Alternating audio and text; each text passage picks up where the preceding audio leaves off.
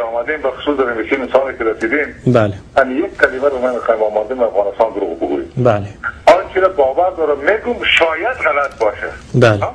اگر غلط بود ملت تصحیح بکنه. بله. من مطلقا نام افغانستان قبول ندارم. بله. آریانا هم قبول نمیکنم، بخاطر که آریانا هم بله. یک خود اقوام ازبک هزاره ما رو در قوم دیگه تجزیه میکنه، متاسفانه با تحلیل‌های غلط تاریخی که وجود داره. بله. ما میخوایم بگوییم که نام افغانستان قطعا به تغییر بکنه. بله. نام باشه متعلق با پشتون، متعلق پشتون که میگم یعنی بین قوس افغان یا از افغان میگم بین قوس پاکستان، برای ما پشتون افغان برابر است، مساوی است. بله.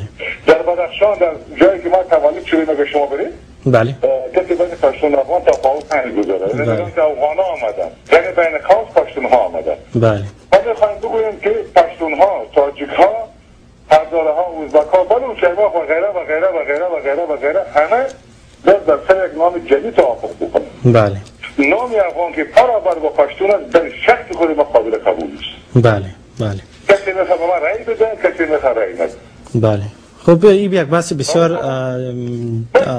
پیچیده است امروز.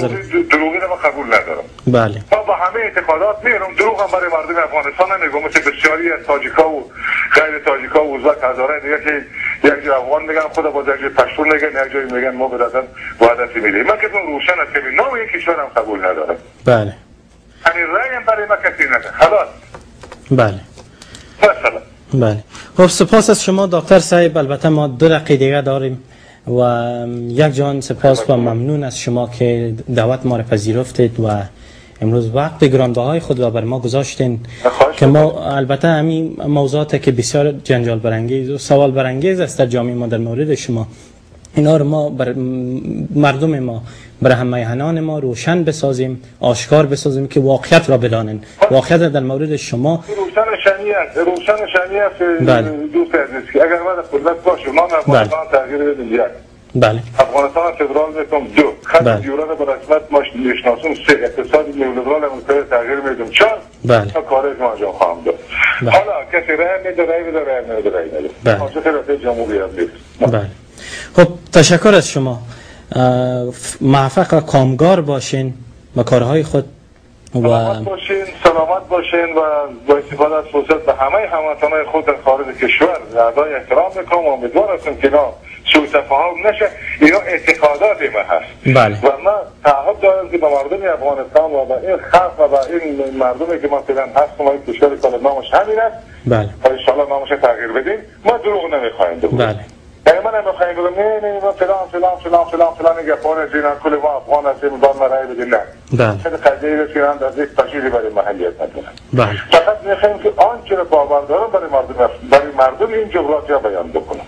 بله. بسیار سپاسگزار هستم از تلویزیون شما که این نکات مطرح بکنم و امیدوار هستم که با همین دیدگاه رو مطرح بکنیم که من در هر حالت این اعتقادات دارم.